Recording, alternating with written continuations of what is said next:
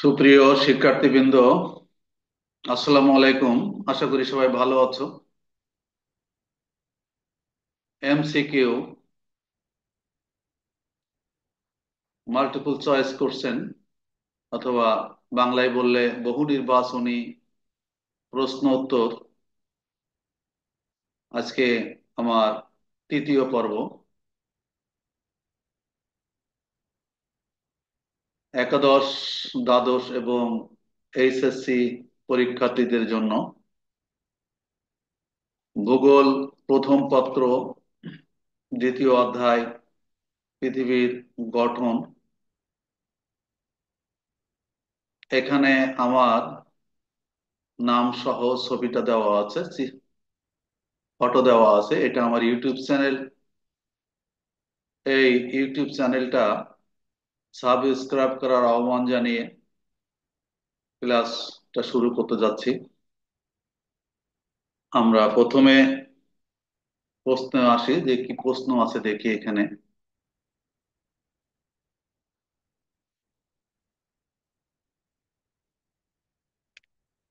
ইতিপূর্বে আমরা আমি দুটো ক্লাস করেছি এই চ্যাপ্টার। সেই ক্লাস দুটোতে আমি 40 নম্বর পর্যন্ত অবজেক্টিভ আলোচনা করেছি। আজকে আমরা 41 থেকে শুরু করতেছি। পৃথিবীর বৃহত্তম বদ্বীপ কোনটি? খুবই সহজ প্রশ্ন। যারা বিশেষ করে এই চ্যাপ্টার পড়েছো, বদ্বীপ পড়েছো, সেটা পৃথিবীর বৃহত্তম বদ্বীপ হচ্ছে বাংলাদেশ। খ উত্তর। তাহলে কি বুঝলাম? পৃথিবীর বৃহত্তম বদ্বীপ বাংলাদেশ। খ উত্তর। সমোন্নত রেখা সমান দূরত্বে অবস্থান করলে কিরূপ ঢাল হয়? সমোন্নত রেখা যদি সমান দূরত্বে অবস্থান করে ঢালটা সুষম হয়, অর্থাৎ 42 নম্বরে গ নম্বর উত্তর। ঢালটা সুষম হয়। এইবার কিছু বহুপদী সমাপ্তি সূচক বহু নির্বাচনী প্রশ্নের উত্তরে আসি। 43 নম্বর যে প্রশ্নটা আছে, জাপানের ফুজিয়ামা পর্বতটি হলো সঞ্চয়জাত পর্বত, 2 আগ্নেয়জাত পর্বত, 3 ভঙ্গিল পর্বত। তাহলে এখানে জাপানের ফুজিয়ামা তো ভঙ্গিল তো নয়ই। 1 আর 2 উত্তর হওয়া উচিত। এরা সঞ্চয়জাত বলো আর আগ্নেয়জাত বলো, একই নাম। অর্থাৎ এর উত্তরটা হচ্ছে ক 1 ও 2,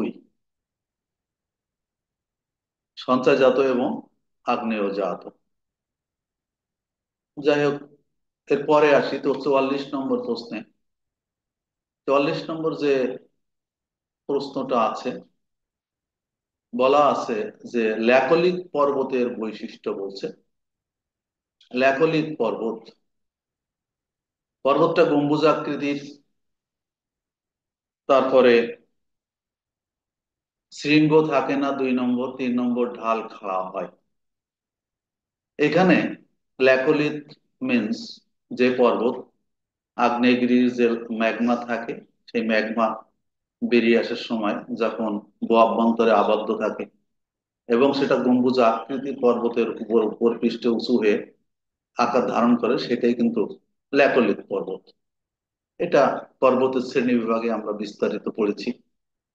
তাহলে এটা গম্বুজ আকৃতির, এর সাধারণত কোনো শৃঙ্গ থাকে না, ঢাল খাড়া হয়।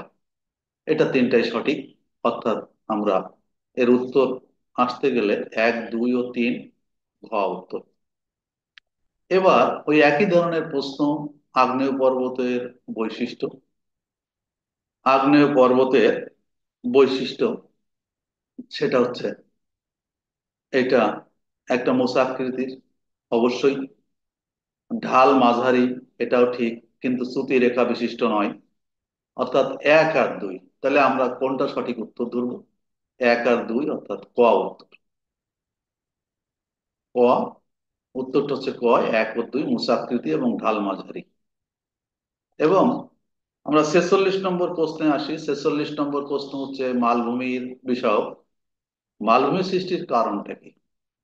ভূ আন্দোলন অবশ্যই, ভূপৃষ্ঠের ক্ষয় সাধন করেও মালভূমির সৃষ্টি হয়, ভূপৃষ্ঠে লাভা সঞ্চয়ের ফলেও মালভূমির সৃষ্টি হয়। এই তিনটা কারণেই সাধারণত ভূপৃষ্ঠে মালভূমি সৃষ্টি হয়ে থাকে। অর্থাৎ নিচের কোনটি সঠিক হবে? আমি সবগুলো দেখছি না। অর্থাৎ ঘ, 1, 2 ও 3। বহুপদী সমাপ্তমূলক প্রশ্ন ঘ নম্বরে 1, 2, 3 থাকে, গ নম্বরে 2 আর 3 থাকে, খ নম্বরে 1 আর 3 থাকে, ক নম্বরে 1 আর 2 থাকে। তো যাই হোক, আমরা এখানে উত্তরটা পেলাম ঘ, 1, 2 ও 3।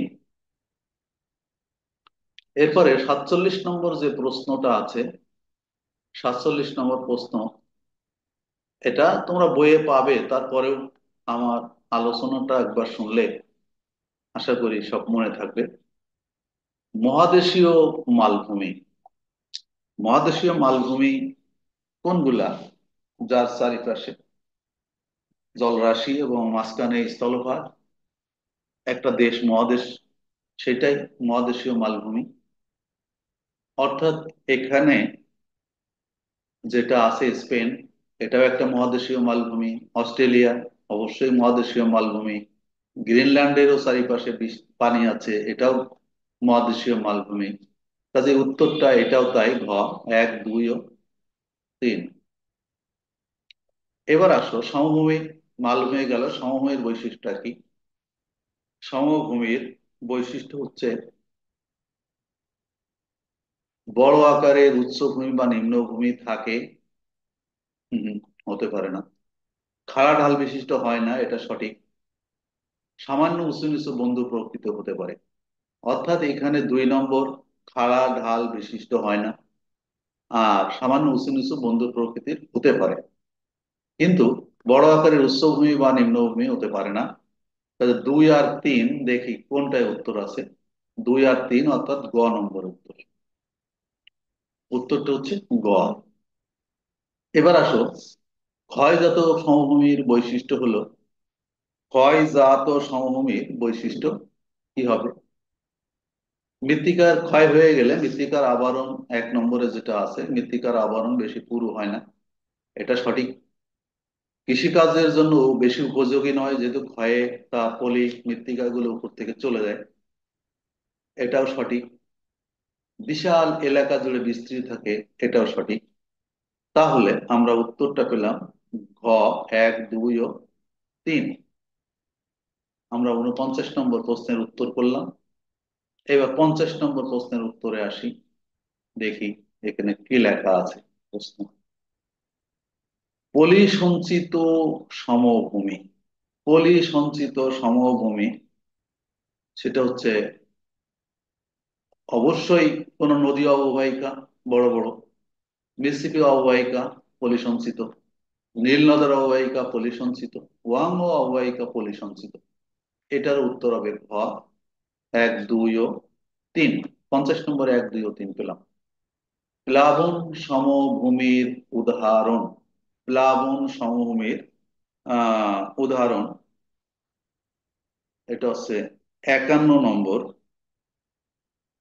দেখো, প্লাবন সমভূমি সাধারণত নদী এর তার পার্শ্ববর্তী অঞ্চলে প্লাবনের ফলে, পলি সঞ্চয়ের ফলে যে সমভূমিটা গঠিত হয়, সেগুলোই প্লাবন সমভূমি।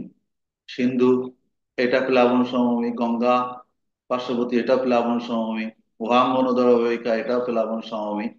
নিচের কোনটি সঠিক? তার মানে ঘ, 1, 2 ও 3। আমরা দেখি একটা জিনিস, এই যে বহুপতি সমাপ্তি সূচক যে সৃজনশীল মানে বহু নির্বাচনী প্রশ্নগুলো আছে, সবগুলো প্রায় অধিকাংশের উত্তর ঘ হয়ে থাকে। বাংলাদেশের টারসিয়ারি যুগের পাহাড় অবস্থিত। টারসিয়ারি যুগের পাহাড়, আমরা বাংলাদেশের ভূপ্রকৃতিকে 3 ভাগে ভাগ করেছি: টারসিয়ারি যুগের পাহাড়, সোপান, সাম্প্রতিককালের প্লাবন সমভূমি। এবং টারসিয়ারি যুগের যে পাহাড়, সেটা চট্টগ্রাম, দক্ষিণ পূর্বাঞ্চল, চট্টগ্রাম, খাগড়াছড়ি, এটা সঠিক। রাঙামাটি, বান্দরবন, এটাও সঠিক। সিলেট, হবিগঞ্জ, সিলেট, হবিগঞ্জ, এটাও টারসিয়ারি যুগের অর্থাৎ এর উত্তরটা হতে হয় 52 নম্বরের উত্তর হয় ক খ গ ঘ, মানে 1 2 3, অর্থাৎ ঘ।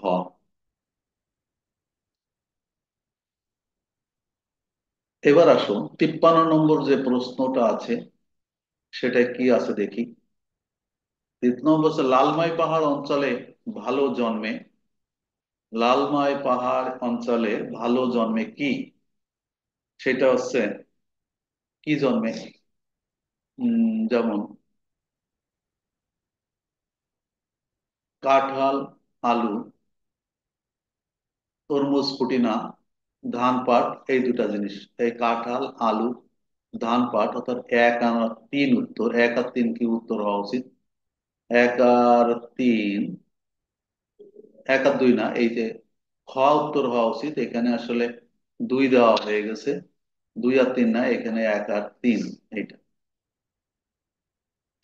তো যাই হোক, এবার অভিন্ন তথ্যভিত্তিক বহু নির্বাচনী প্রশ্ন, যেটা উদ্দীপক দেওয়া থেকে এবং প্রশ্ন থাকে। নিচের উদ্দীপকটি পড়ে 54 55 নম্বর প্রশ্নের উত্তর দাও। একাদশ শ্রেণীর ছাত্রছাত্রীরা কুমিল্লাতে শিক্ষা সফরে গিয়ে দেখলো যে লালমাই পাহাড়ের মাটির রং লাল। এ পাহাড় এলাকার কোনো পর্বত শ্রেণীর অংশ নেই। পাহাড়গুলো লাল মাটি, নুড়ি, বালি ইত্যাদি দ্বারা গঠিত। এটা লালমাই পাহাড়ের কথা বলা হয়েছে, যেটা হচ্ছে আমরা জানি যে বাংলাদেশে প্লাস্টিসিন চত্বরকে 3টা ভাগে ভাগ করা হয়েছে: মধুপুর, ভাওয়ালীগড়, বরেন্দ্রভূমি আর লালমাই পাহাড়। এটা লালমাই পাহাড়ের, সেটা কুমিল্লাতে, কুমিল্লার লালমাই পাহাড়ের কথা উল্লেখ করা হয়েছে। আমরা আগেই বুঝতে হবে এটা বাংলাদেশের ভূপ্রকৃতি থেকে প্রশ্ন আসছে, এবং এটা হচ্ছে লালমাই পাহাড় প্লাস্টিসিন সোপান সমূহ ওর মধ্যে পড়ে। ছাত্রছাত্রীদের আপনার এলাকার ভূপ্রকৃতির ধরন টারশিয়ারি যুগের, প্লাস্টিসিন যুগের, সাম্প্রতিক কালে। তাহলে কি এটা আর বলা লাগবে? প্লাস্টিসিন যুগে আর সাম্প্রতিককালের এখানে কিছু প্লাবন সমভূমিও আছে। অর্থাৎ 2 আর 3 দেখা যায় কোনটাই উত্তর আছে। 2 আর 3, অর্থাৎ গ নম্বরের উত্তর 2 আর 3। আমরা 54 নম্বর প্রশ্নের উত্তর পেয়ে গেলাম। 55 নম্বর উত্তর যদি একটা আমরা আসি, এখানে দেখা যাক কি প্রশ্ন আছে। উদ্দীপকে উল্লেখিত এলাকাতে চাষ ভালো হয়, মানে এই যে আহ কুমিল্লার যে লালমাই পাহাড় ওই অঞ্চলে যে প্লাবন সমভূমি আছে, এবং সেখানে যে লালমাই পাহাড়ের যে মৃত্তিকা আছে সেখানে কি কি ধরনের চাষ ভালো হয়। এখানে আমরা উত্তরটা আসি, আহ অর্থাৎ